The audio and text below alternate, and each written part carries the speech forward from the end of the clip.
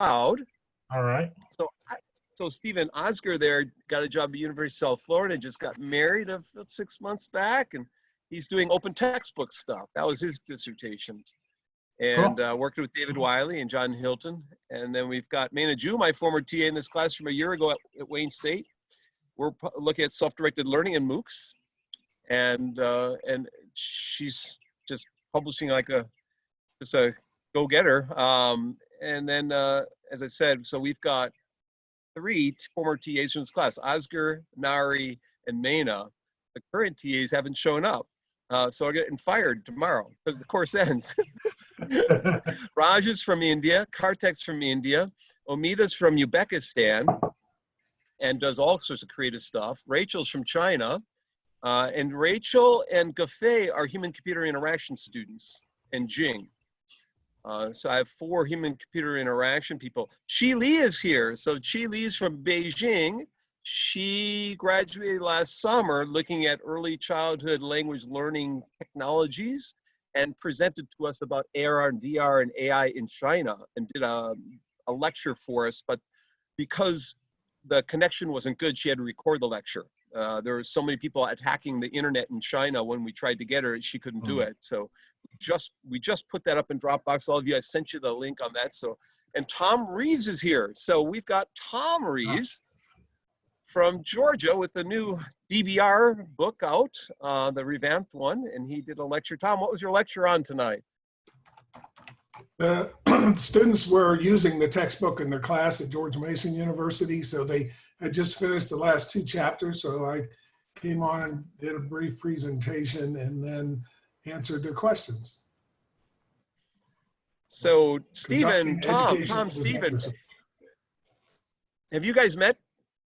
Oh yeah, we've been keynoters on the same at the same conference. Okay, and Stephen's delighted us with a couple endorsements in the MOOCs books. So both books. So you know that was a big thank you to Stephen for that. Well, we should get started here tonight. Trong is here and Tanner's here. Great, Trong from Fresno State. So we've got people outside of IU coming in just to see you, Stephen. When I told you were coming tonight, everyone was saying, can I get access to this somehow? And you know, Stephen in his bio, it says he's been in the field for 30 years. You know what this class is? The 30-year anniversary of this. It emerged, it modified over time, but 30 years. He can tell us about the history of this class. So your final project, you can just steal ideas from him and, you know, create your timeline based on what he says. So Stephen travels the world. And I'm going to ask him in a second, what are two, let's go ahead. Stephen, what are 2 or 3 of the most interesting cities that you keynoted in or presented in? Oh, well, Beijing has to be one. Beijing was fascinating. Yeah, there's no city like it in the world. It's so large, there's so many people, and it's so modern as well, which may be a surprise to some people, but it's very modern. Yeah, I was completely fascinated by Beijing. Maybe the one I miss the most is Naples, which sounds very ordinary, but Nepali pizza on the the promenade by the sea in the harbor cannot be beat. It's you know, a world-class experience. Nepali pizza or Neapolitan pizza, whatever, itself can't be beat. I mean, it's probably the best food in the world. And the place I'd want to go back to wasn't where I gave a talk. It was a side trip from a talk. I did a talk in Guayaquil, Ecuador. And while I was there, I took a side trip to the Galapagos Islands. And that's the place I'd like to go back to the most, is the Galapagos. I didn't spend enough time there. I only spent like a couple of days there, and it just wasn't enough. But it's stunning, it's beautiful, it's remote. I loved it. Well, Chi Li is from Beijing. So Chi, you want to pipe in and say hi or talk anything about Beijing for us, Chi? She's already said, she is living and working in Beijing. I missed the side note, yeah. Yeah, So, I've got it up here. So, but I missed it when I'm speaking because I can't speak and read chats at the same time. so Verily Tanzan from Singapore, another former student and TA of mine. So great to have all my former students and TAs with us. So Stephen, in his 30-year career, has done all sorts of things. And if you haven't run across his name, you've probably run across something he's provided for you, because he is the index of everything that happens in this space. He has this place that he's indexing it at called Old Daily or Old Daily or Old Daily. He can pronounce it whatever way he likes. But in there, he summarizes conferences. He summarizes research. He summarizes debates, blog posts, podcasts, you name it.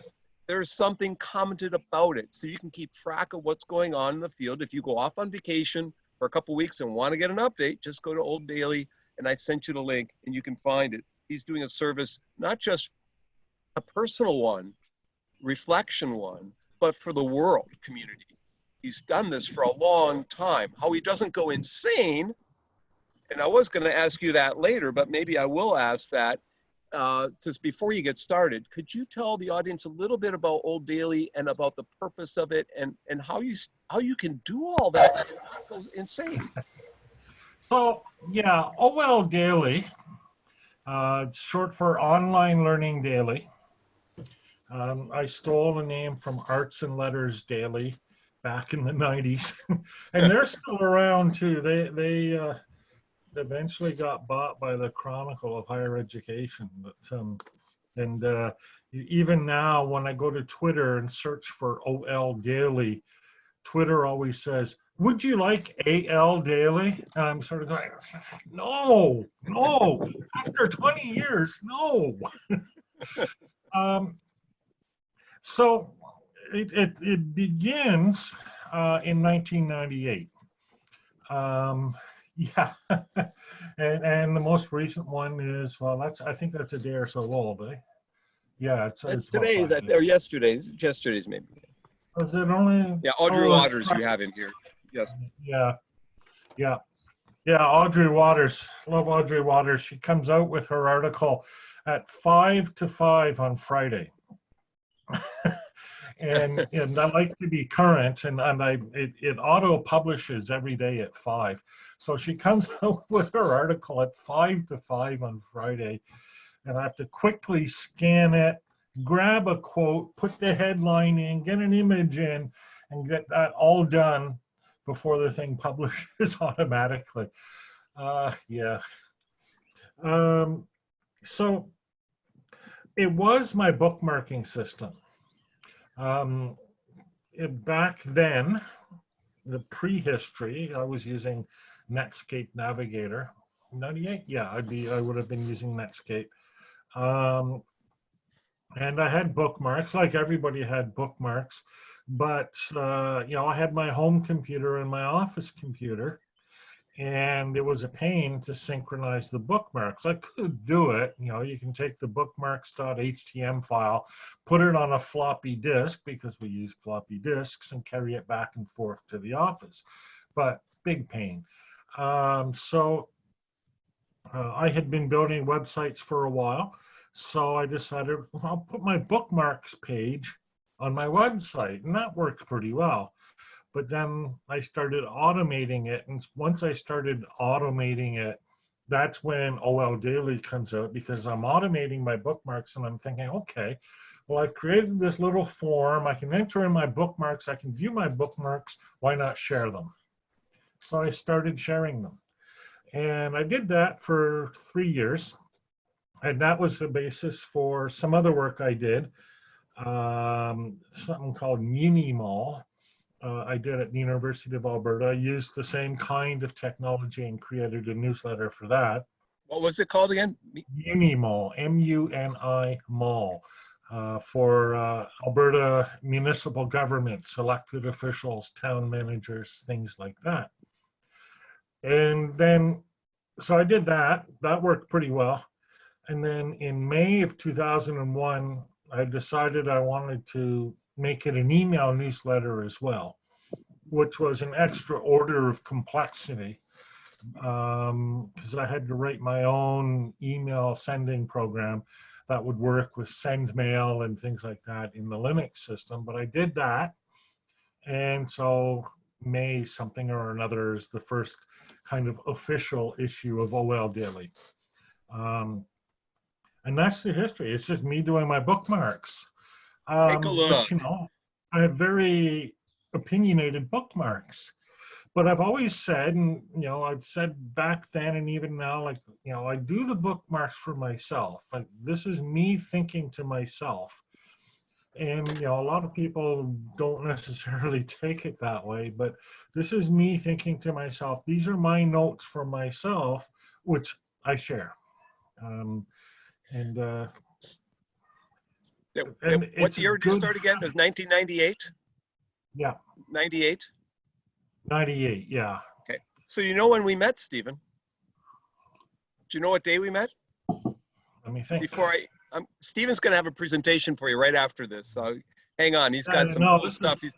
So what day did we meet, Stephen? With my timing and I'm thinking we met at the conference in Anaheim.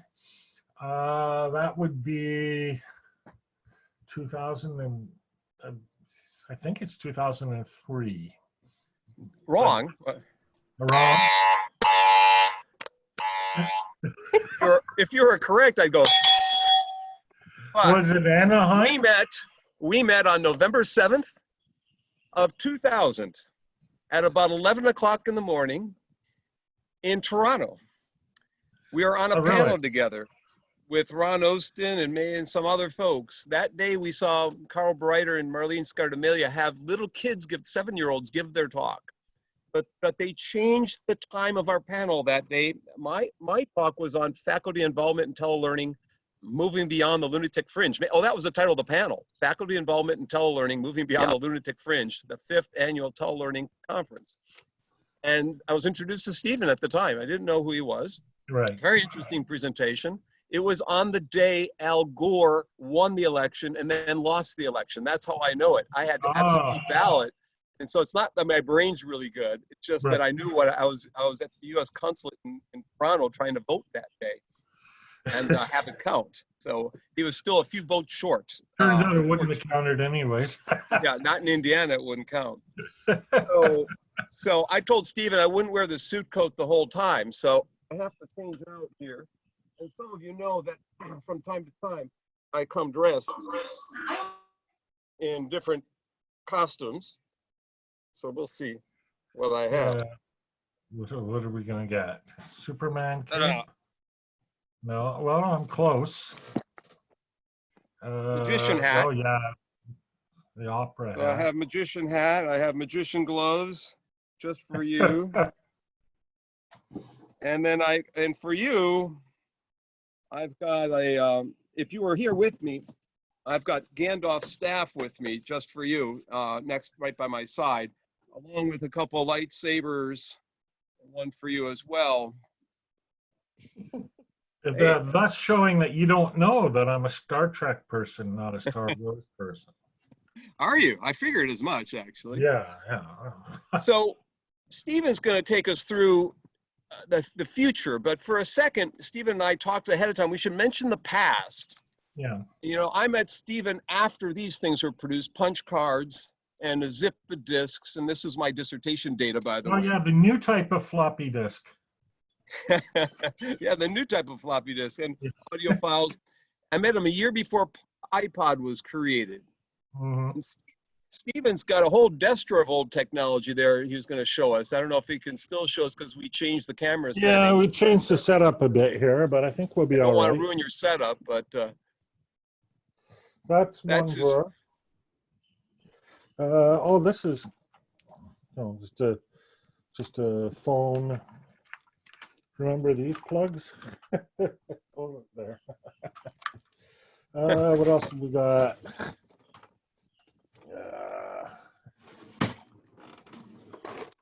Batteries.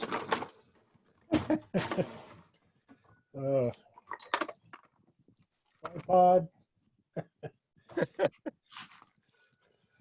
Yeah. Little So of everything. we do Pardon? come from the past. Now We we're do. going to move on to the future and everything. So so Stephen, if you want to take, I'll interrupt you from time to time, but I've talked too much. It's already 7:15 or so. So why don't you take over the show? Why don't you tell us what you're thinking and so forth? And Okay, so here's what I've got in mind, everyone, and this is, as always, subject to your approval and endorsement, because as I like to be clear, as Kurt puts on the pink hair, because you just can't think that somebody's taking you seriously unless they're wearing pink hair. That's when you know that they're taking you seriously. I feel underdressed now.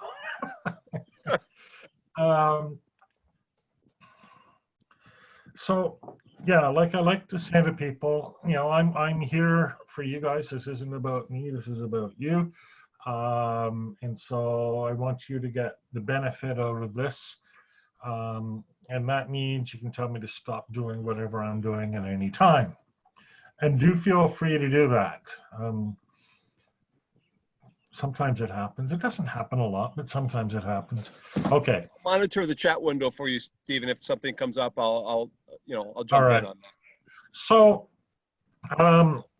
Kurt tells me that among the huge pile of reading that you guys got, and it was pretty substantial, was one of my papers, a longish thing that I did for Contact North a couple of years ago called Quantum Leaps something, something, something, which in my mind was the future of online learning after 20 years. I wrote my original paper called The Future of Online Learning in 1998. And a lot of the stuff that I put in it has happened since, up to and including iPads, which I call pads. And I've updated it. I updated it in 2008 with Future of Online Learning 10 years on, and then this one, which Contact North rebranded to Quantum Leaps, which is okay, And so I'm assuming at least some of you have read that. I'm not going to assume that all of you have read that because I was a student once, and if I read the material before the class, that was a rare day indeed. So I get that. But I'm going to revisit that paper. It's still pretty current. It's only a couple of years old. Basically, what comes out of that is a series of topics that we can talk about. And what I want to do is just talk about each of the topics a little bit. But, I'd like to have you guys comment as well. So instead of saving all the questions for the end, which is really boring, what I'd like to do is invite questions as we go through. Now, I can't pick and choose. You will answer this. I don't even have all of your names in front of me. So Rachel Fang is going to get all the questions because she's the one whose name I see in front of me. That. She likes to answer questions. So I know Rachel. And by the way, they've read on your connectivism work as well. They've been commenting on connectivism, been excited about that too. So just as an aside. And there's a bit of a crossover between this and that for sure. Yeah, and you'll see that. So I want you to, all of you, feel proactive. I assume they can unmute themselves and just jump in at any time, Kurt? Right. Okay. I would like you to feel, I'll give you spaces where there's a deliberate gap to jump in, but really anytime throughout, feel free to unmute your microphone and jump in. Preferably at the end of a sentence, but try to time it. But I'll stop, hear your comment or your question, and we'll take it from there. Sounds good? Sounds great. I was waiting for someone to jump in. Okay. All right, so now let's see if this other thing works. All right. It's really, oh, I see, you have to click share. Okay. Okay, and let me see what's happening. Zoom, the little Zoom windows are covering up my icons. There we go. All right, here I am again. You're getting a slightly different view of me now. So I'm calling this one The Future of Online Learning 2020. And, oops, oh yeah. I want to acknowledge the kind of unusual circumstances we're in today. When I wrote this, one of the things that I wrote when I wrote this was change is cyclical, but not all change is cyclical. And one day every cycle stops. And it sounds like one of these truisms that people write without ever really meaning it. Well, I did mean it. And as you can see here, this is unemployment figures, but it could be anything these days. And as you can see, it's going along nicely and neatly, you know, little up and down cycles with recessions, and now all of a sudden you hit a wall at the end. And that's what we've hit in online learning, is a wall. I also said in my newsletter recently that, you know, the sudden change that we've encountered in online learning, this overnight crisis for the university system, is something that's been building for the last 20 years, and it has been. And it's something that should have been, could have been, and should have been predicted.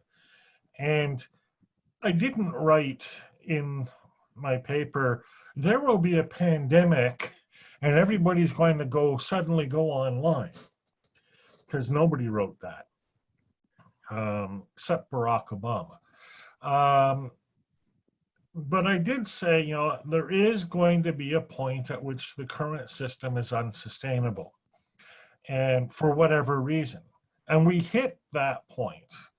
And so I'm looking at a lot of the things that I had to say in 2018, and indeed even in 1998, in the light of the current crisis. This is really the first time I've had a chance to speak online since everything went Corona. And so I want to think about that too as we go through, and as I'm sure everyone else does. Oh, we're honored then. Thank you. Don't be honored yet. I haven't said anything yet. So I want to think about change a little bit. And, you know, people talk about drivers of change quite a bit, especially in business literature, but also in futurist literature and even in educational literature. There's all kinds of, you know, educational change kind of stuff. And so the drivers are always things like costs, inventions, growth is a big driver, right? But also things like crises, such as we're having now. When I think of the future, I'm much more focused on what could be called the attractors of change. I'm using attractors in a very deliberate, almost technical sense here, right? Because change is chaotic. And attractors. 那个阿米是阿米，咋的阿米？啊。 And I didn't quite make that out, probably because it was in Chinese, but that's okay. She's in Singapore.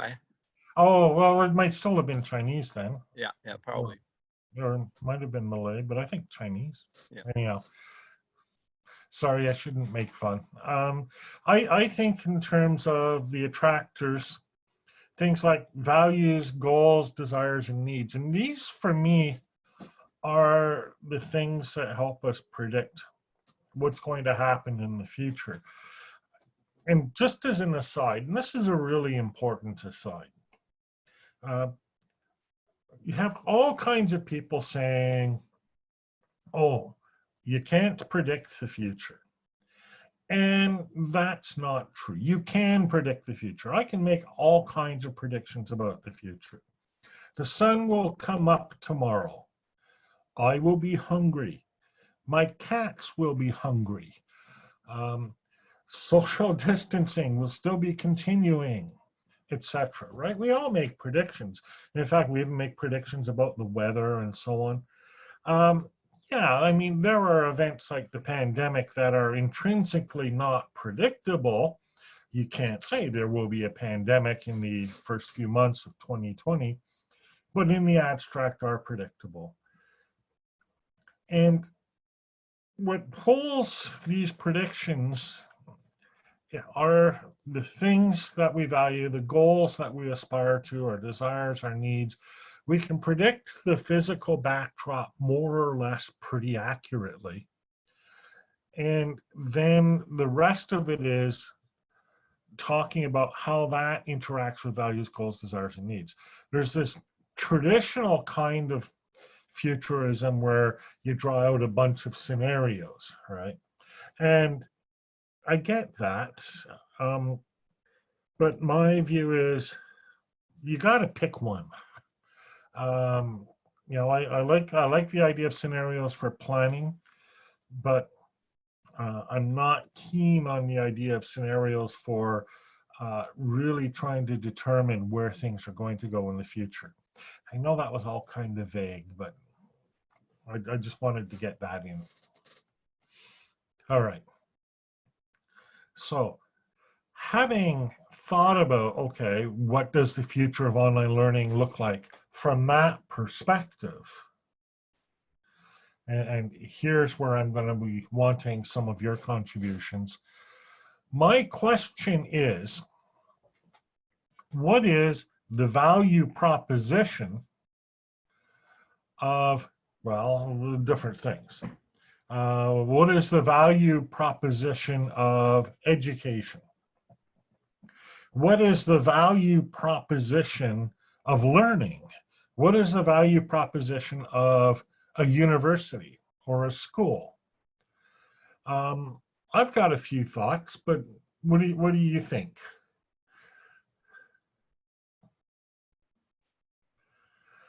Anyone want to jump in on that? What is your value proposition of learning in this class or learning of any kind? Yeah. Why on earth would you take a class from Kurt anyways? And I don't give pink hair away.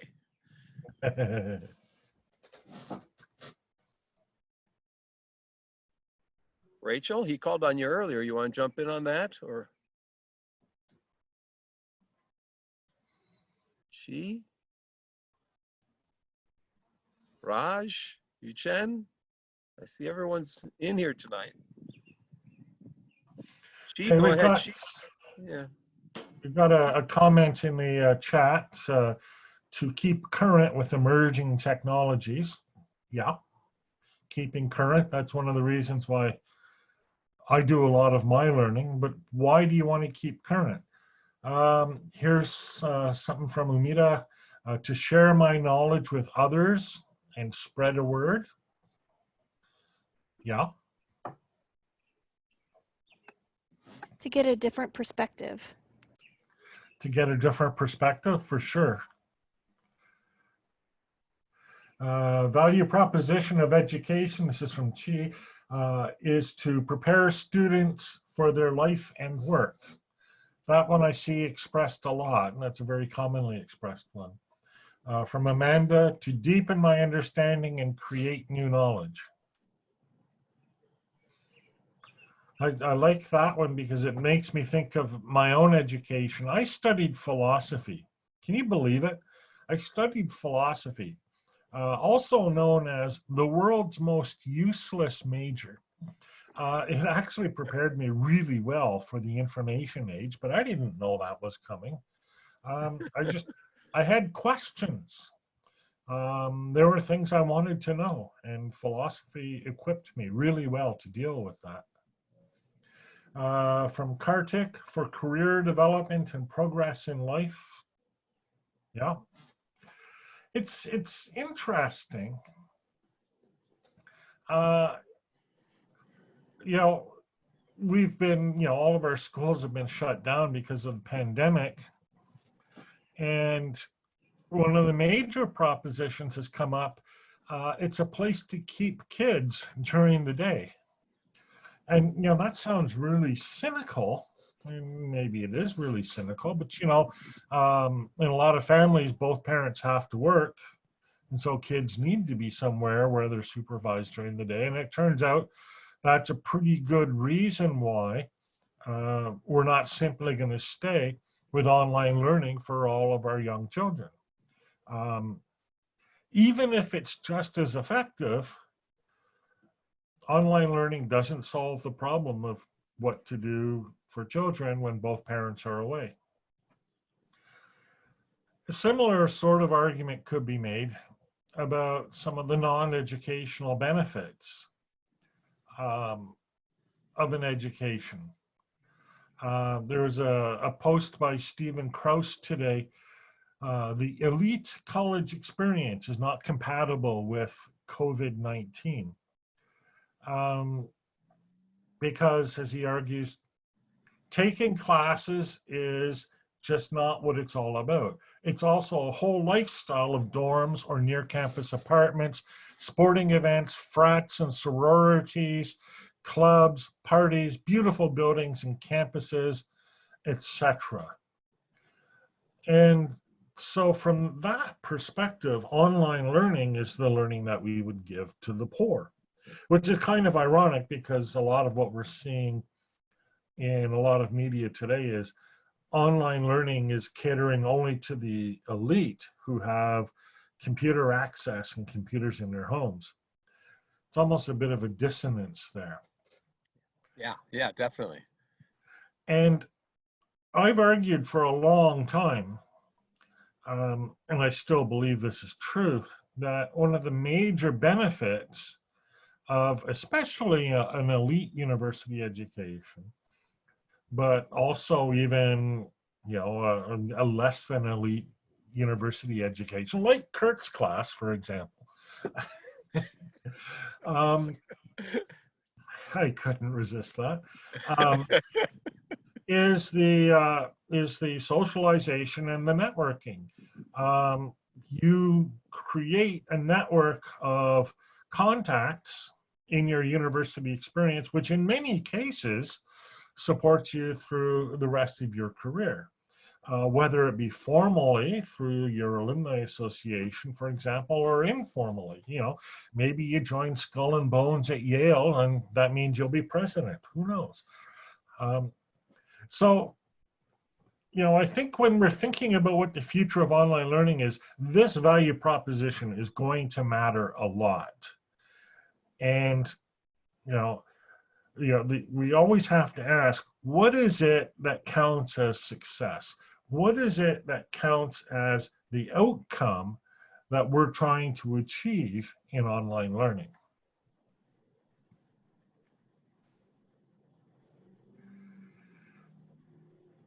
Now I'm shifting topics a bit. And this, in case you're curious, this image is from a game called No Man's Sky. I'm not thrilled with the name of the game, but it's an immersive, procedurally generated, universe.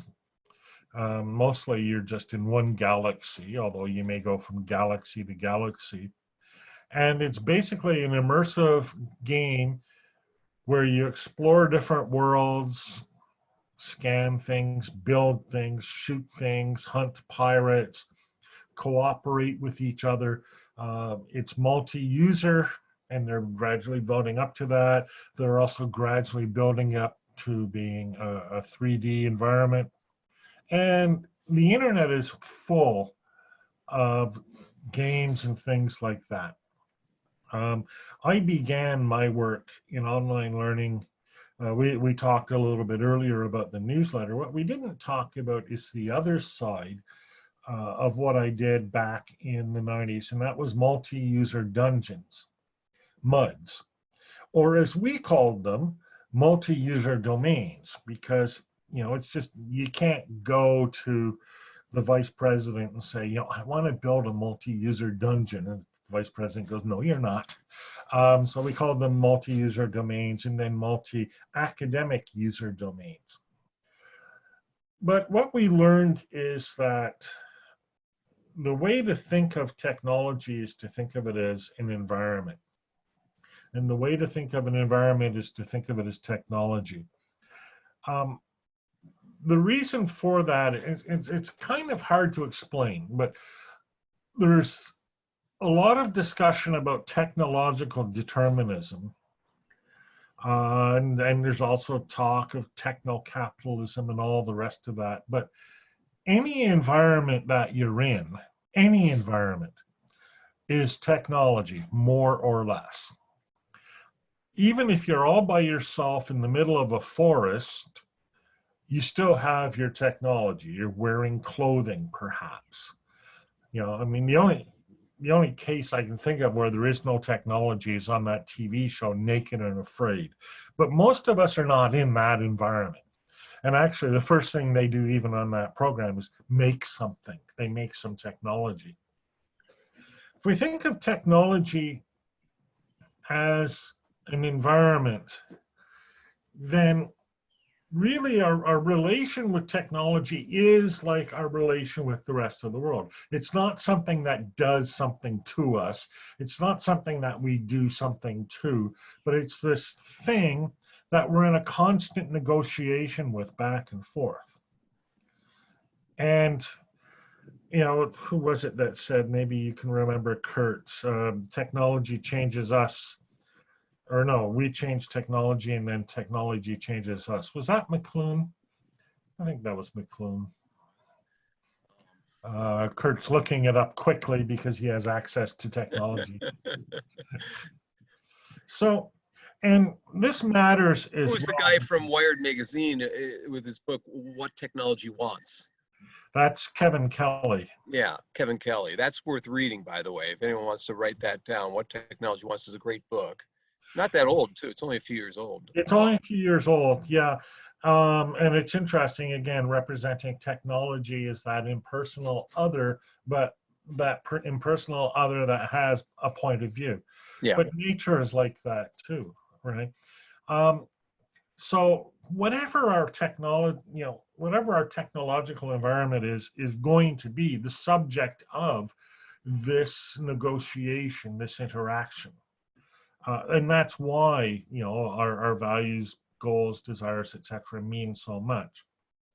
Audrey Waters, in the very thing that I commented on that she posted last Friday, said, and you see, I did read this before I sent it, even though I only had 5 minutes.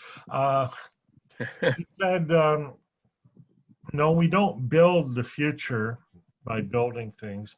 Or we don't create the future or predict the future by building the future. We predict the future by issuing a memo saying that we're going to do something. And then that memo makes everybody think that it's important, and then everybody else goes around building that thing. That's a really cynical view, but it's not wrong. It's not wrong at all. What happens is people like, say, MIT Media Lab announce that they're going to build something, and immediately it is inferred by people that, this is valuable. This either will be or should be part of our technological future. I better get on that bandwagon, which is exactly what MIT had in mind when they issued that memo, because by not actually doing anything, they have become the technological leaders. Very clever. But why just them? Why should the benefit of creating a network and all of that accrue only to people who can go to elite universities? I think that one of the major benefits of technology that we've seen in the past and will see in the future is the creation of an environment where we all have that capacity. That formerly physical environment, those interactions that only could happen in a physical world, more and more, and even more now, as we've seen, can happen online. We can have this kind of discussion online. We could even, if we had enough beer, have a bar discussion online. You know, and it's funny with the whole social distancing thing, people are doing that. You know, they're saying, okay, I can't meet you in the pub. I'm going to turn on Zoom. You turn on Zoom. We'll have a few brews, and well, I guess we can't watch the game either. But you know what I mean. Maybe watch a movie together or something, or you know, maybe just chew the fat. Well, this happened Saturday night. My first doc student from West Virginia retired, and so we celebrated in Zoom. So, you know, he was the Sure. dean in Pennsylvania at a university there called California University of Pennsylvania. Yeah. So that's the way people, you know, recreate these social lives. Yeah. And we're doing that here in Zoom with academic life socially in Zoom. So, you know.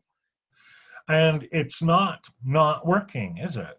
I mean, yeah, we can't all go to the pub after, but you know, I learned when I was, you know, when I was a student, we could all go to the pub with the instructor after. And then a few years later, I became an instructor, and I learned that no, the new students have changed. They don't want to go to the pub with their professor anymore.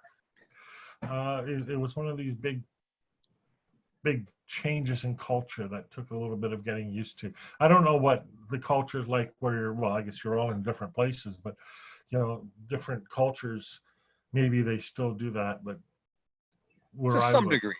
To some degree. It's yeah, half and half. Half and half. half and half. Okay. Yeah. Yeah, it ended almost completely, like within like a 5-year period, it ended where I was in Alberta.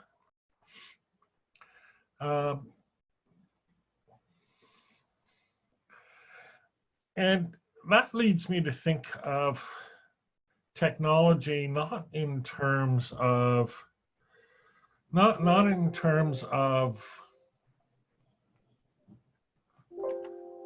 okay, no, it's not going to do that. There we go. Not in terms of what it is or what it can do or what its feature set is or any of that sort of thing, but in terms of its affordances. And an affordance is something that we couldn't do before, but now with our new environment, we can do. Or conversely, and I actually worded it this way back in 2018, sometimes what we can't do that we used to be able to do, which I think is a little bit more characteristic of our new pandemic environment. It's funny, this whole social distancing thing is a technology. It's the technology we are using to fight the virus. That technology comes with certain affordances. Given that we are going to use this technology to fight the virus, we can make predictions about what we're going to do the next 3 months, the next 6 months, the next 2 years, depending on how well the technology works, regarding how we're going to continue with learning online. Which is why Steve Krauss wrote, was it Steve? COVID and elite college don't mix, because you can't do elite college with social distancing. So what are you going to do? And then, as they say, the nickels begin to drop, right? And all the consequences actually become pretty clear. So we're thinking in terms of affordances. But affordances is kind of a two-way street. And affordance is, you know, not just what you can do or can't do, but also depends a lot on what you want to do and what you don't want to do. You know, we might alter our environment in order to create the affordance. So, you know, we want to teach our students, I think, to think in those terms rather than in terms of specific technology. You know, it's like I've got written on the slide there. We want students to see beyond what is possible in today's world with today's technology and acquire the ability to learn skills, etc., for future environments that don't exist today. And if the coronavirus teaches us anything, it teaches us that.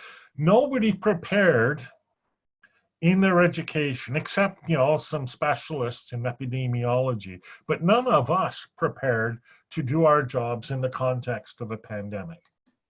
Just wasn't part of the curriculum.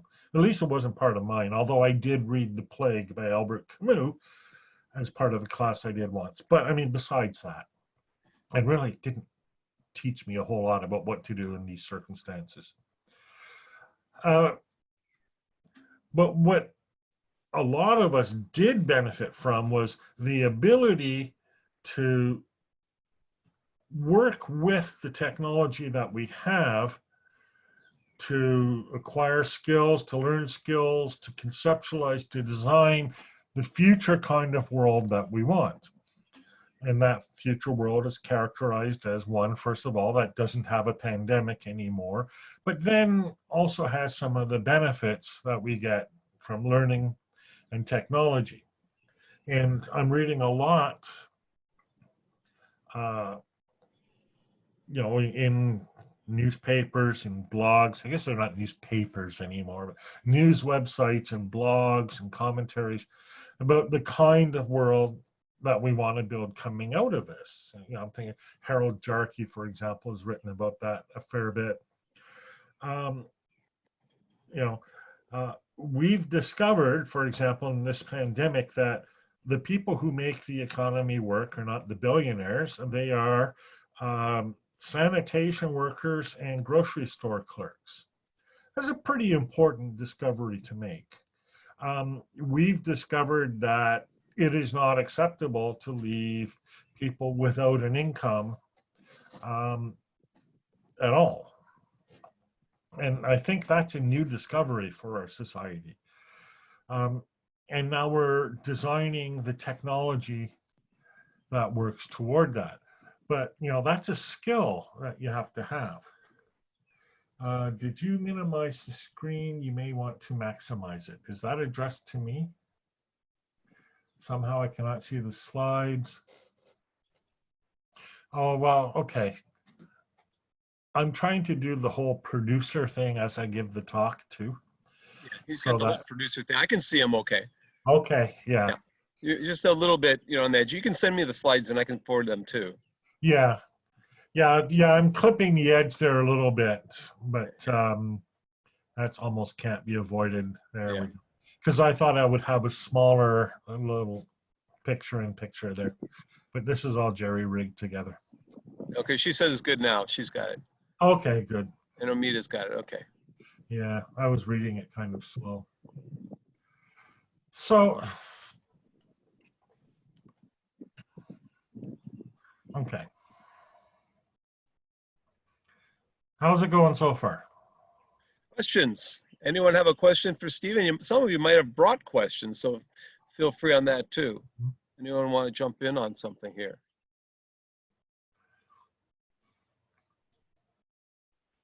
Rachel? I was thinking as I put this slide together too, and it's a thought that only occurred to me today, although I'm sure many other people have had it previously, as is true with all of my thoughts. Someone else has always had them, probably better than me. But I was thinking, an affordance is something that you can do with a technology that you couldn't do without it. And that parallels almost exactly the zone of proximal development, which is what you can do, of course, with an educator or an education system, depending on how you want to define it, or what you can learn with those that you couldn't learn without it. Which means that an education system is a technology. The teacher is the technology. And there's no inherent superiority of one technology over another without reference to what it is you want that technology to do. And you might think, well, no, that's crazy, right? Your teacher's always going to be better. Well, no, not if you want to hammer a nail. If you want to hammer a nail, you need a hammer, not a teacher. Okay, maybe a bad example, but you know, I mean, I think it's interesting that we draw this distinction between, you know, learning technology and everything else. But really that distinction isn't there. Where the real debate happens, I think, is not in the technology, but in what we believe a successful outcome of that technology would be. Which takes us into the next slide. So when the pandemic struck, we saw a huge rush to go online. And we all saw that, right? You saw it right in this course. Yeah, But we were fortunate in this course in that we had one class that was online already and another class that yeah, was face-to-face, so we could, you know, adopt pretty easily, Yeah. unlike others. unlike others, there were a lot of classes that had only an offline section, and all of a sudden they had to put all of their class materials, etc., online and do it like almost overnight, which is nearly as I can judge from my remote vista was a nightmare for all of those concerned. And for me, it's almost embarrassing because my work wasn't disrupted a whole lot at all by the new rules because I was doing pretty much everything I do online already. And Kurt, yours was sort of half disrupted, right? I'm sure there was some accommodation to make, but I'm sure that It wasn't too bad for people in my department, but I'm in other departments, music, you know, theater, you know, dance, I mean, math, whatever. Almost any other department was probably hit up big time. Well, it's sort of funny. Like Laura Ritchie was talking about a dance class that she was taking. She's a professor at Chichester, but she was taking a dance class along with a bunch of first-year students. They just shifted to online. She did it by video.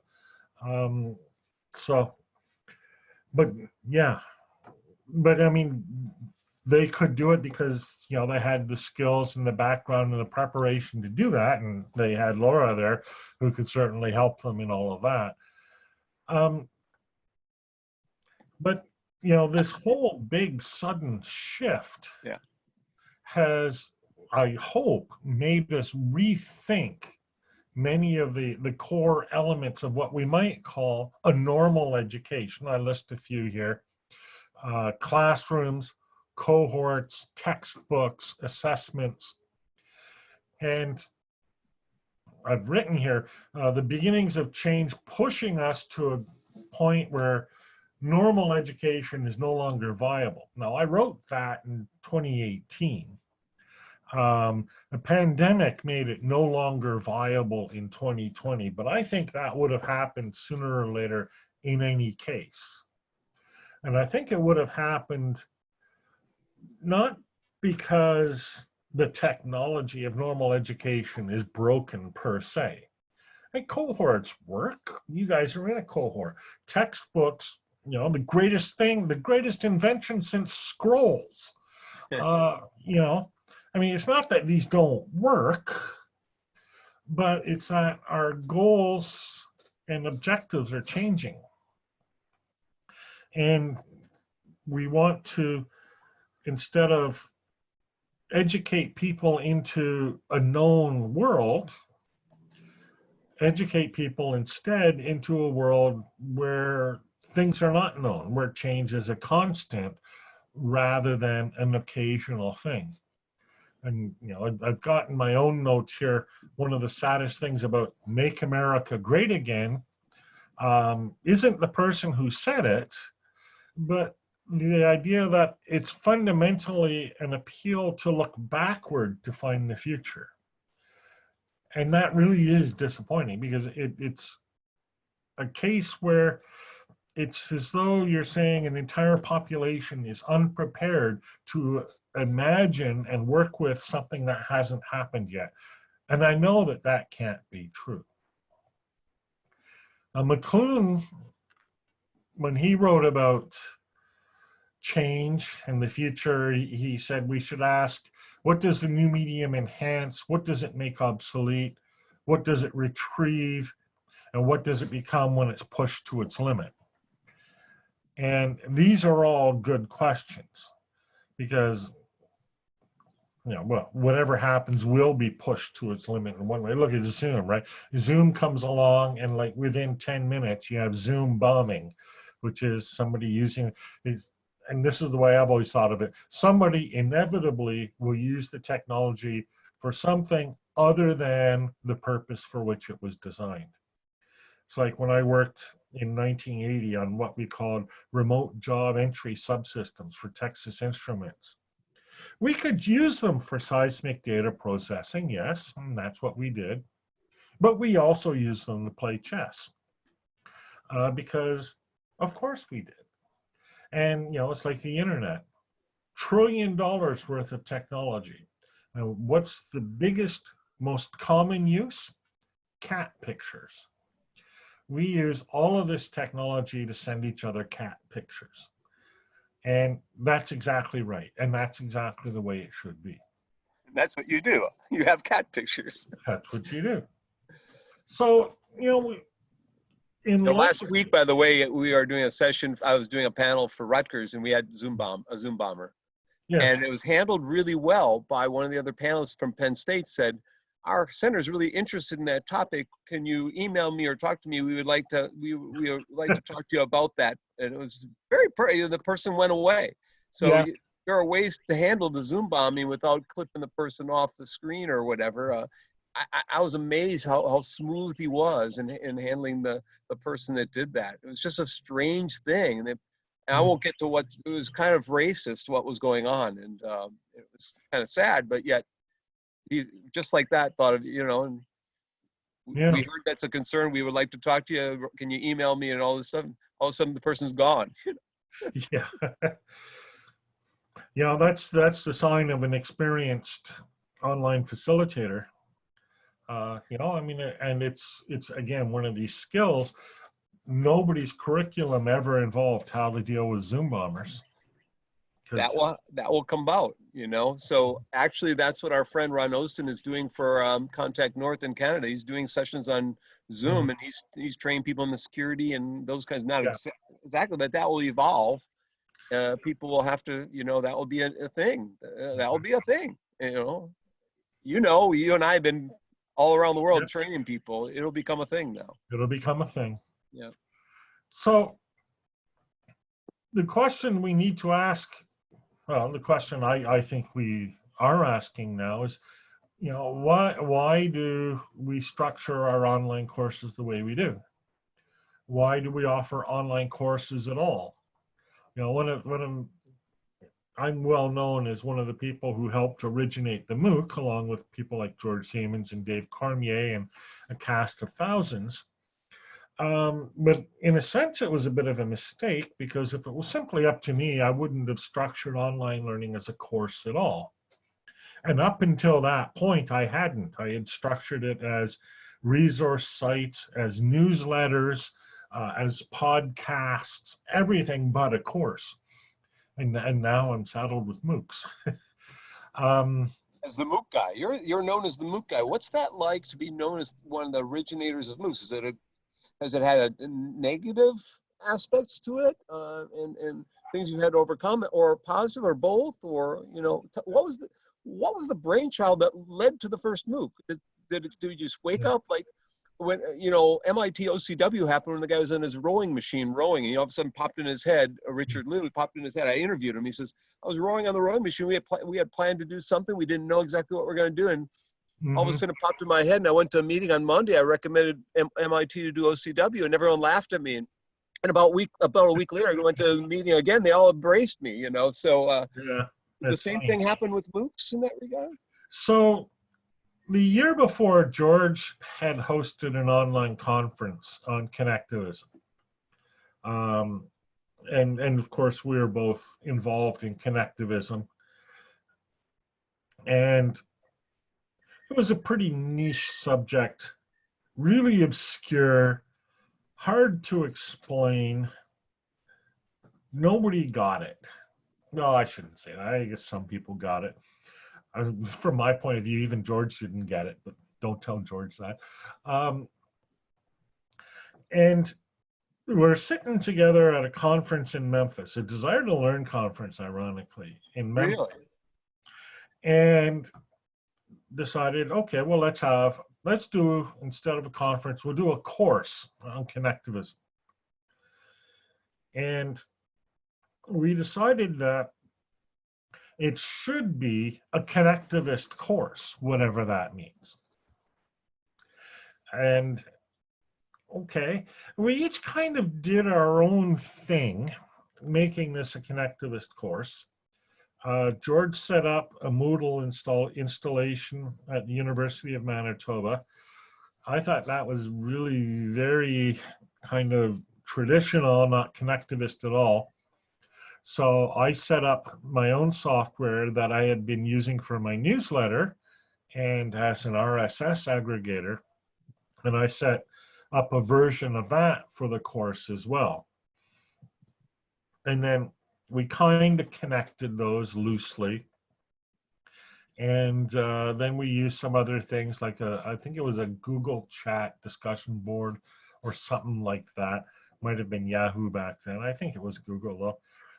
Some people were making some Second Life things, and the concept became, you know, here we have all of these discrete resources that were connected. So, okay, we got kind of a connected infrastructure. We've got it set up that people can do their own blogs, and they'll be harvested by Grasshopper and sent to everybody in the newsletter. And then the actual content of the course, we both agreed we didn't want to write a whole bunch of content because, well, we were fundamentally lazy. No, it's not that we were lazy, but you know, it would have been stupid, frankly, to write a whole bunch of content for this course, particularly since we thought maybe 20 people will take it. So what we did is gathered references, links to other resources. We encourage participants to get links to other resources. I think we used Delicious as a link blogging tool to collect links, and then I put those into the newsletter. People were using, by then, of course, Twitter had started up. It had been around for a year or two. So we had people using Twitter, and that's how we created the content of our course. We did some online sessions in Illuminate, which later became Blackboard Collaborate, and then later became unavailable to the entire world. But we used Illuminate back then. We had some live sessions, and that became part of the content. And so the content of the course was drawn from the world around us. And that, what happened was, connectivism was hot, obscure, but hot. And we had 2,000 people, 2,200 to be precise, join the course, like in a week. And normally that would be panic time. Can you imagine grading 2,200 papers? Yeah. Right? But we hadn't structured it that way. We didn't even have, 2,200 content packages that we had to send out because the course wasn't about the content. It was about you create and bring in resources, connect with other people, we'll share these resources, we'll have conversations.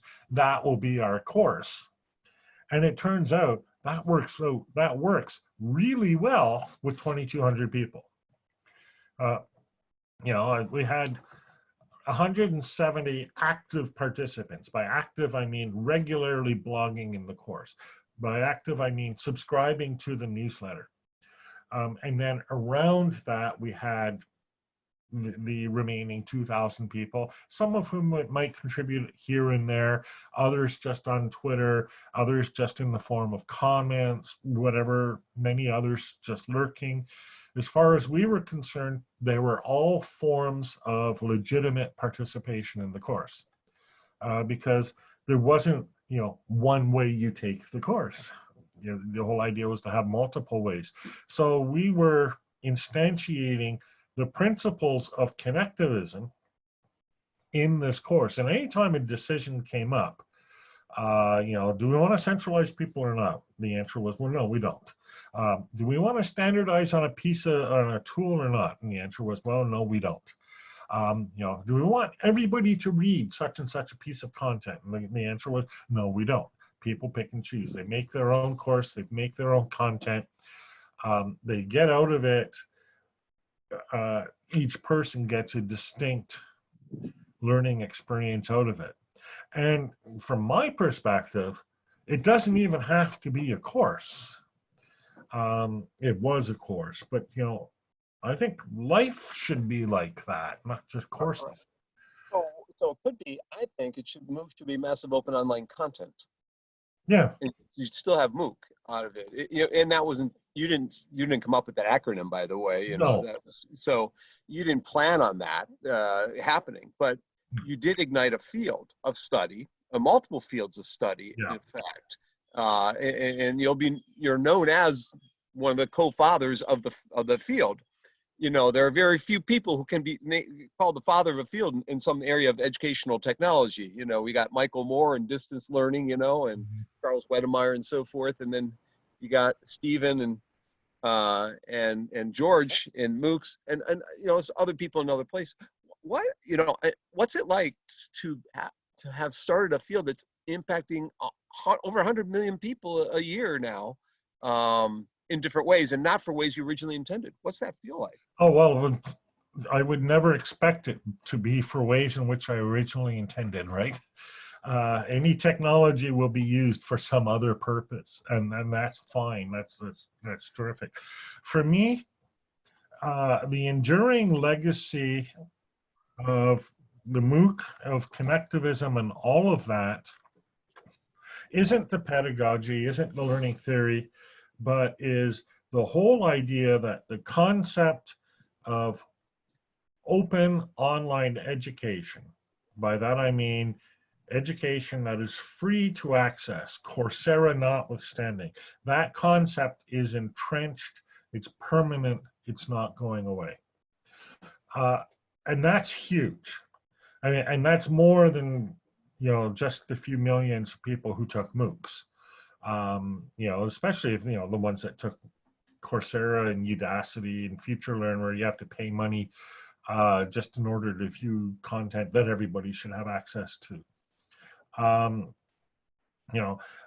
And that's not just George and me. That's not just us, right? We are a small part of that much larger movement. But that, I think, is a huge step forward in the history of education and indeed in the history of us as a society, as people, that knowledge and learning are things that can be accessed by all without regard to their social and economic status. That's huge. Now, is it here yet? No. We've gone into this whole pandemic and moving online, and the first thing everybody's saying is, oh no, it's not completely equitable. There's this group of disadvantaged people who can't get content online. There's this group. I hear that all the time, yeah. Hear that all the time. And I sit there and I think, well, what was so equitable about the old system?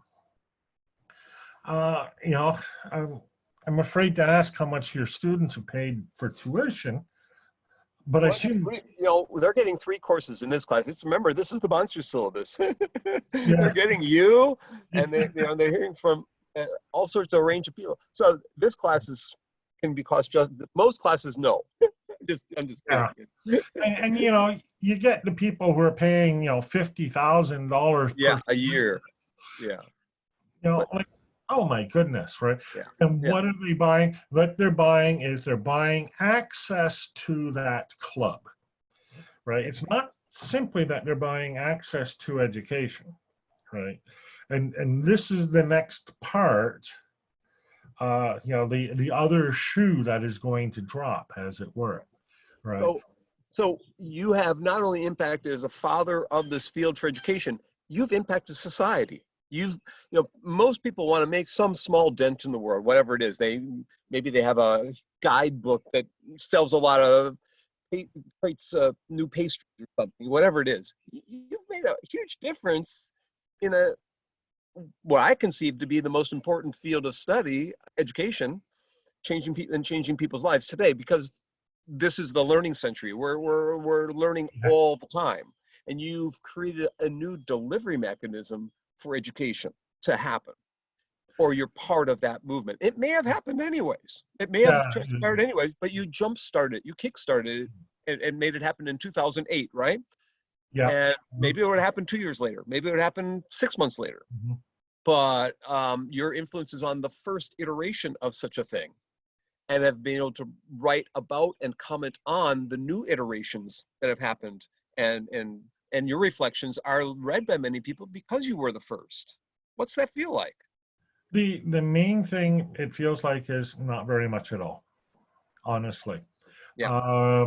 And that's important, because in all honesty, I didn't do anything particularly special.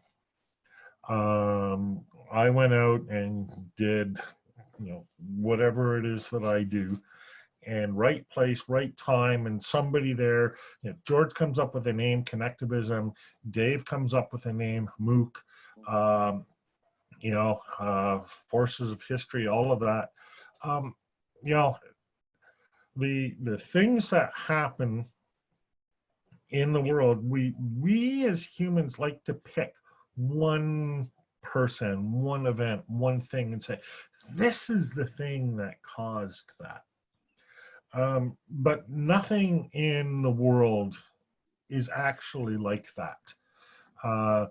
Everything that happens in history is a combination of many, many small things. And, the individual who happens to be in the center of that, their actual contribution is very small, and that includes mine. And nobody is more aware of that than the person who has made that contribution. Sure. I learned this studying Descartes, the most famous philosopher in history. But people, when they study Descartes, they don't study the guy who wrote the year before Descartes. They don't study the guy who wrote, there was always guys back then. So they don't study the guy who wrote the year after Descartes. They just look at Descartes and compare him to, Aquinas, 400 years earlier, right? Right. Descartes was a product of his times. He was right in there with a bunch of people who were applying this new Arabic mathematics that was sweeping Europe, just applying it everywhere. And there were a bunch of people doing that. And I'm not saying he wasn't smart and he didn't know what he was doing. He was smart and he did know what he was doing, but he's part of this much larger culture of people who are doing this. And he's the one, they call it Cartesian geometry, etc. He's the one who gets his name attached to it, but it very much was, a large sweeping force of history. Well, you're very humble in saying that. Stephen, questions come in from Verily. You want to take it off share so we can get everyone on screen here? Yes, sure. Let's open up for student questions.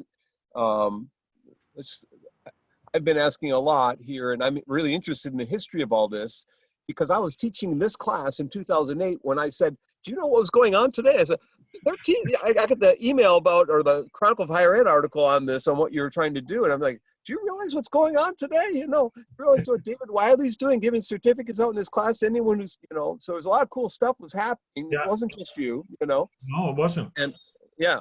So Verily, you want to jump on screen? You want to ask the question? So thanks for the reading that has been okay, let me see.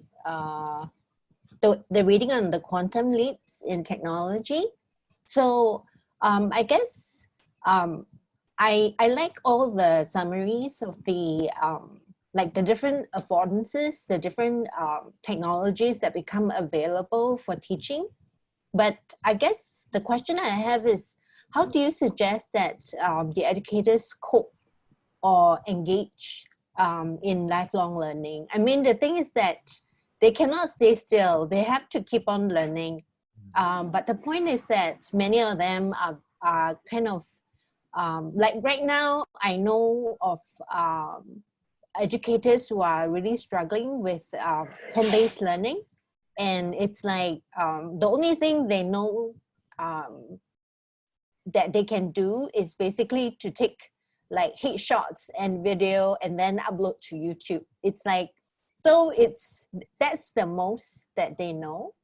Yeah, so just wondering what's your perspective with regards to educators? Yeah, thanks.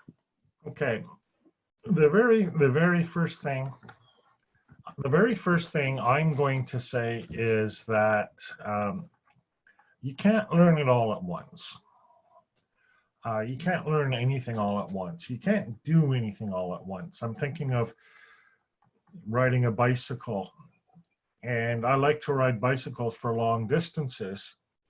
But every year I have to go through the same thing where I go out and I ride a bicycle for 5 kilometers and then for 8 kilometers and then 10 kilometers, because you just can't do it in one chunk. And that's true with learning how to learn online. It's true with learning anything. And I think probably we all intuitively know that. But it's really hard. And, you know, I mean, my history of technology is a history of struggle against forces alien to me, because I'm a philosopher. I'm not a computer scientist. So I have to sit down and figure out how this stuff works, step by step, inch by inch, all the time. And the only way to do it is to make it a habit. And that's, you know, we started our discussion today, you know, OL Daily, how did that start and all of that. And, you know, everything I said there was true. But what has happened after 20 years of doing it is that I've learned an awful lot about online learning, new media, and related subjects. And in working with software, again, the same thing. You know, over time, I've learned an awful lot, so that when something new comes along, like say virtualization or containers or things like that, which really are magic, you know, after a certain time of working with them and swearing at them, I can kind of figure them out. And everybody is in that boat. That's the experience for everybody. You know, you look at other people and you think, you know, they can really do this. You know, look at Kurt with his pink hair. He's got this teaching thing down, right? You know, I wish I could be Kurt. You know, I never would be, but Don't win. but he's trying to figure it out too. Tell me I'm not right. Always, every day is a new experience, right? You know, every day you're trying something else out. If you're not, why bother? You know, if you're not tinkering, if you're not at least tinkering, you should be, or tottering, or totally transforming what you're doing. You know, you have 3 choices, and most people tinker a little bit here and there and find the rough edges. Mm-hmm. Some of us push and try something that is not going to totally recreate the course, but is something that's at the edge of your risk muscle, you know, and that's happening. Right now, when I'm, you know, the last week of class, normally week 15, I sometimes I don't have, you know, wrapping up or saying goodbyes, and all, I'm bringing in new content, new people, and new perspectives, and trying to put, when you leave, trying to push you to keep venturing out there, keep exploring, and keep reading. And Stephen's one of the people you should be in his OL dailies. One of the places you should go. We should see. Apparently, Chan has a question here. Yep. So looking for reliable sources for design is tricky. There's just too much in cyberspace. Dr. Bonk's syllabus helps, of course, but to a general audience, that's a great question. And it's a question that we faced with MOOCs too, because we had 2,200 people on different numbers in following years, all contributing content to the course. And so the first result was there was way too much content for anyone to read. And it wasn't all high quality vetted content. And George said, and he was quite right, the first thing to learn in this course is how to pick the content that's relevant to you. And that's a skill. You know, some people call it curation, but I don't really like that word for it. But it is a skill. It's a skill of being able to recognize when something is useful and relevant to you. And it's something that you develop only through practice. So being in environments where there's too much at first, where it just feels like, you know, just this whole, you know, just way too much to handle, getting into that experience and actually practicing that is how you learn that skill. And it's not just online content. You know, if you're in a forest for the first time, that seems overwhelming. There's so many trees. Where do you go? Right? But eventually you learn how to recognize the paths and things like that in the forest. Or when you're in a new city. I remember when I went to Kuala Lumpur for the first time. Chaos, just chaos. City. Loved it. Oh. Chaos, right? but you know, you go out and you walk on those streets and you figure it out. And everything is like that. Oh, there was something else I was going to say. Verily has another question for you. Verily, you want to take off your mic? Oh, on reliable sources. We can come back to that. I'll remember that. There was another question. So Verily, I go was ahead.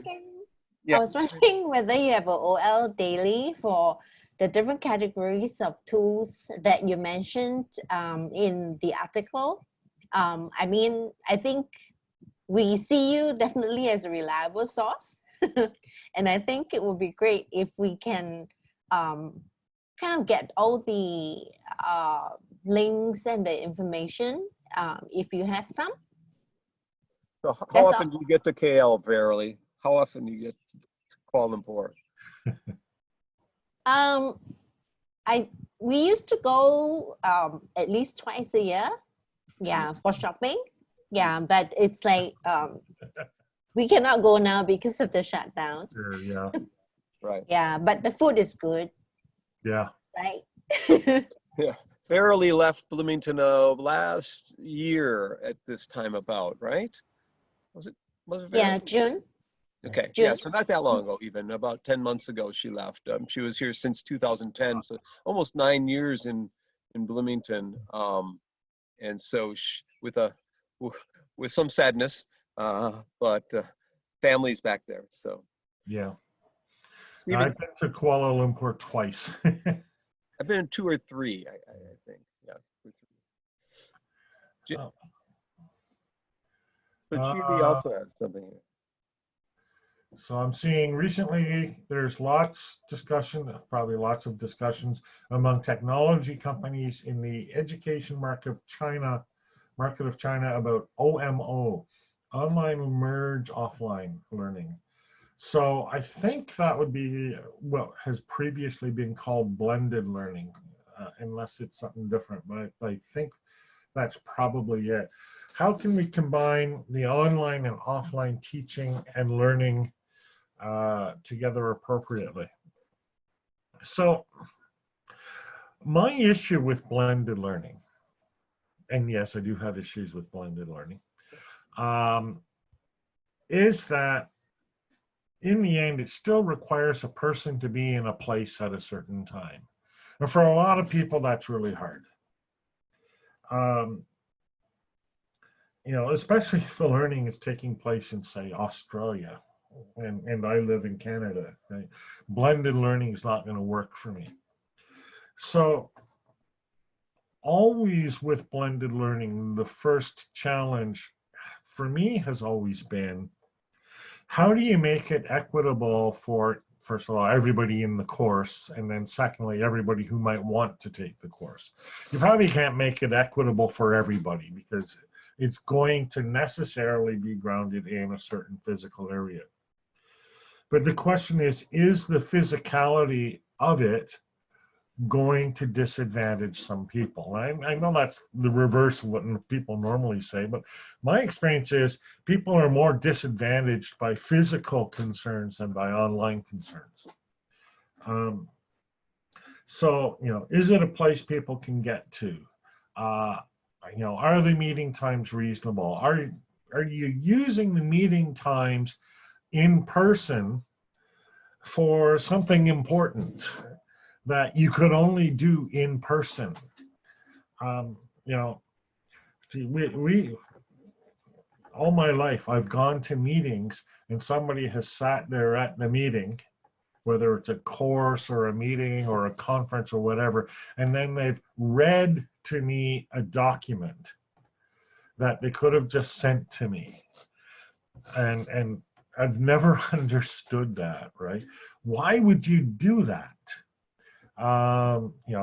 Even if we were, here online, we're trying to do something that is more than just reading a document, right? Yeah, I had some slides prepared, but you saw how easily I abandoned the slideshow because, really, who cares? And that's the important thing. If you're going to use offline, in-person technology, use offline, in-person technology for things that only can be done offline and in person. And save the rest for online when people can access it in their own time at their own convenience. So I would do very little in the way of presentation in person, and I'd focus on discussion. And even not so much discussion as, I don't know, argument.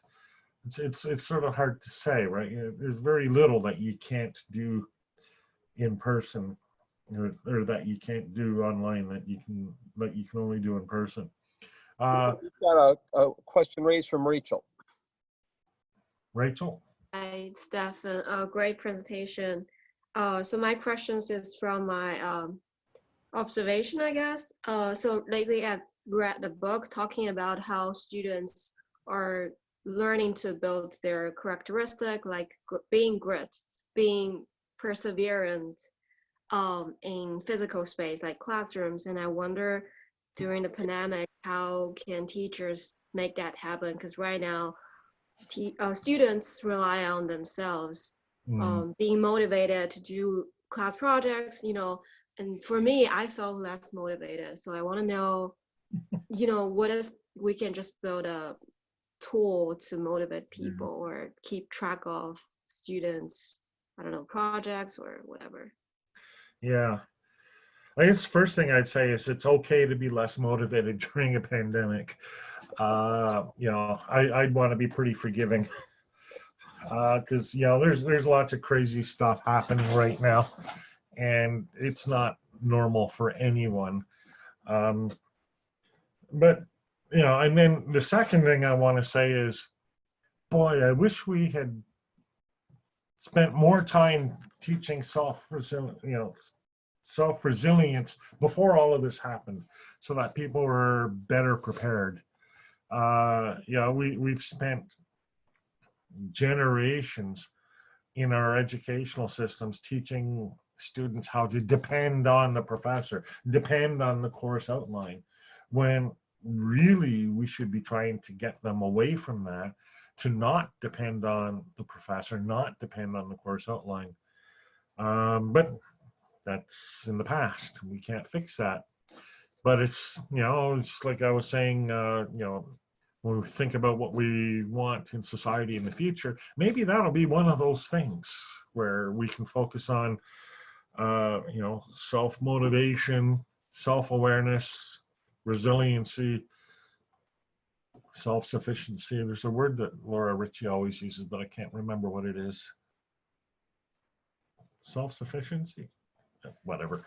Just being able to do things for yourself. Because, these are skills. Try and get more questions asked. Let's get Chi in here. She has another one for you, a couple of them, but the last one you have, Chi, why don't you get on the microphone and ask it? Chi? Oh, Let me check. Hello. Hello, Dr. Downes. Can you hear me? I hear you perfectly. Wow, amazing. It works this time. Thank you for your insight, Dr. Downes. Yeah, for my previous question, I was asking that because I was more thinking of the learning settings in pre-K to 12, because now in China, those students are doing online learnings due to the pandemic, but eventually they will go back to normal learning life. I was thinking if they still need online learning after their life goes back to normal. So that's the main reason I brought up my previous question. Yeah. And see, and I'm pretty long-winded, which is why I get that's okay. Well, I hope it's okay. We're not going to go back to the way things were, because we never do, right? In the history of humanity, we have never gone back to the way things were. Things change us. New experiences change us. And that's going to be true of this. A lot of people have learned a lot of skills, or will have learned a lot of skills in how to work online that they did not otherwise have and would not otherwise have learned. Simple example. We have something here called Slack. I've heard of it. It's a nice kind of messaging system for people working in the same workplace. And so I belong to a Slack channel for people at National Research Council where I work. That's a train going by. That's a train going by. It used to be so ordinary, but now it means food is getting delivered. I'm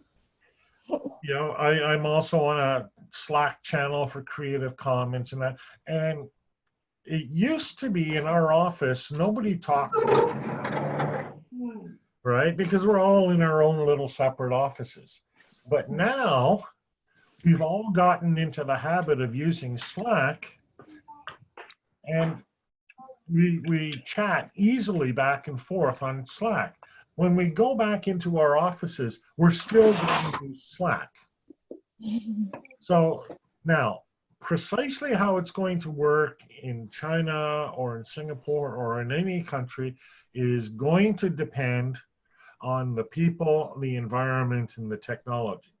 I don't know what tools, say, the students in Beijing will have. Certainly they'd have WeChat, but what other tools? I do know that there's a learning management system that people have been using. They will continue to use these tools after they go back. They will use them because there are many things that they can do more easily using these tools than they could beforehand with more traditional methods. Simple thing like taking notes, right? If you take notes using a computer, you can search your notes later. But if you take notes using a pen and paper, you can't search your notes. So if they were not using computers before and were using computers after, they will continue using computers. Yeah. And what, if you're thinking of, what should you encourage them to do? Ask them what worked. And I'm sure they'll tell you, and then tell them, keep doing that. I know that sounds really basic. That's most of my wisdom is like that. It's like, what worked? Keep doing that. So we should go to one or two more questions, and then we'll take a break. And then we'll have Paul Kim, who's already here. He's texting me. He has a question for Stephen, I think. But does anyone? The question is, when are you going to end? No, so does anyone have a question, or we'll go to Paul with a question? Someone want to jump in here? Thanks for Charan. I see Charan was here. I think she's still, maybe she left, she came back. Tom Reeves, you have a question for Stephen? If you're still here? Yes, what are the principal exports of Ecuador? Bananas. No, I'm just kidding. Also to some degree coffee, but mostly bananas. Yeah. No, but I guess, and I don't want to get outside the context of the course, but is connectivism done, or is it still evolving? Where do you see this theory of learning or theory of life going? Well, I mean, that's kind of like asking, is mathematics done? I mean, in all honesty, I wrote a paper just last year called Recent Work in Connectivism. And what I can say based on that work was that there's a lot of people working on it. It's not big like constructivism, but there's a lot of people working on it. And there's a lot of success stories. People were saying, we took such and such principles of connectivism, applied it in such and such a circumstance, and we got good results. Now, good amount of it's educational research writing, so it's not great. But it's, a lot of it is anecdotal. A lot of it, again, depends on what kind of outcome you're looking for. But connectivism itself, I mean, I want to say, who cares? And I want to say, I mean, it's not about that. The idea that knowledge is an organization of connections and learning is creation and navigation, etc. among those connections, that just simply happens to be true from my perspective. I think if you have a different definition of knowledge, you're wrong. And so from my perspective, it doesn't really matter what happens to connectivism. It's that this is what knowledge continues to be. And connectivism is the story, about how what we know really does emerge from the pattern of the interaction of very many little things, and is based on our being able to recognize those patterns and to respond appropriately to them. That continues to be well supported in science and in psychology, etc. Before we came on, I was listening to a thing on CNN. They're talking about the pandemic and what, how they're solving things, and what, I'm just sort of half listening to it. And somebody says, oh yeah, we epidemiologists, we work by recognition, right? We see patterns in the data. It's, it's just blah, blah, blah, blah, blah. It's like, yeah, exactly. That's what you do, right? And me saying, well, human learning is that, it really doesn't matter what happens to that statement. It doesn't matter what happens to that as a theory. It simply remains the case that human cognition is the interaction of a complex set of neurons and the environment around them. And knowing that, here are some things we can say about how people learn, and how they should go about learning if they want to learn. And Oh, it's no more or no less than that. Paul, do you want to jump in and say hi before we're going to transition here? Paul, you check your video and all that. We're going to take a break before we go to Paul. You have. I hope that was Oh, there okay. you go. It I want sounded defensive, and I didn't want it to. Introduce Paul to Stephen. Have you met before? I don't think so. Hi, Hi, Paul. nice to meet you. So Paul Kim has been involved in the SMILE project, Stanford Mobile Inquiry Learning Environments, having kids type messages on a mobile device, questions for other kids to increase literacy skills, or all around the world, with visually impaired and blind people in India and in Dominican Republic and Taiwan. And we had To here briefly from Taiwan.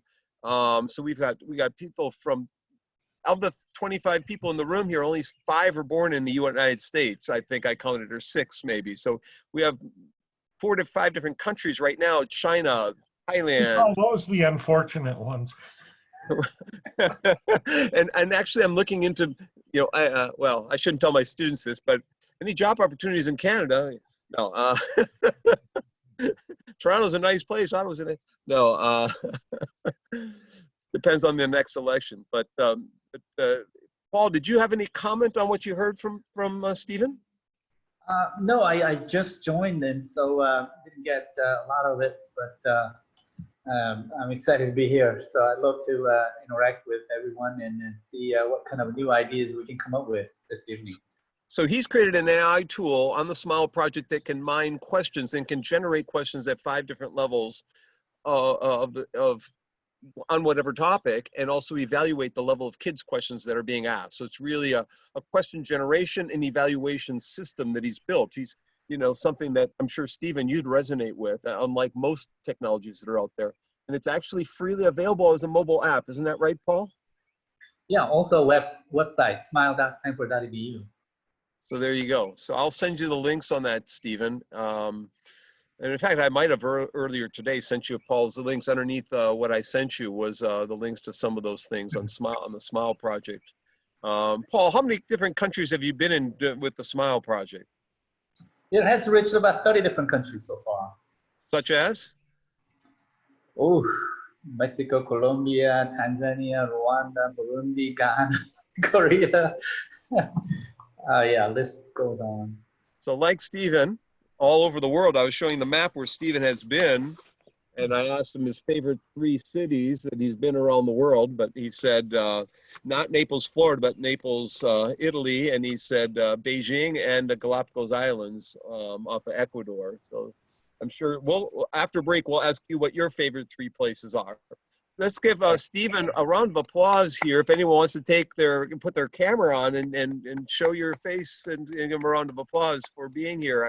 And maybe put 3 words in the chat window of what you got and what you appreciated, and you can type in the chat window. I'm actually very delighted he could be here to wrap up or help wrap up this class. It's going to be dynamited after this. We're getting rid of the 100-page syllabus. It's gone after 30 years. Stephen, that 100-page syllabus is like your OL Daily to you. Yeah. It's a migraine headache when I update it, but it's a godsend when I have to look something up. I can find all sorts of things in it, and I know how to answer people's questions, and students can leave with that. It's instead of a certificate or diploma, they have the syllabus to take away from it. So it is a difficult thing to keep up in today's day and age, just like OL Daily is for you. But we appreciate you doing that. We appreciate you coming into our class. I appreciate you for endorsing my books and for being there when I have questions and for linking me to people. I'm going to be on sabbatical working on a book. I'm sure I'm going to be talking to you about some people and places that you can steer me into. I'll talk to you about that later, what I'm going to be doing, but I'm going to need your help again. And so I want to thank you. My students are saying inspirational. Big thank you. Lots of good stuff and so forth and so on. So again, Stephen, any final comments, Stephen, before we stop the recording? Well, Thanks, Kurt. Thanks for all the kind words. As you know, I'll certainly be happy to help.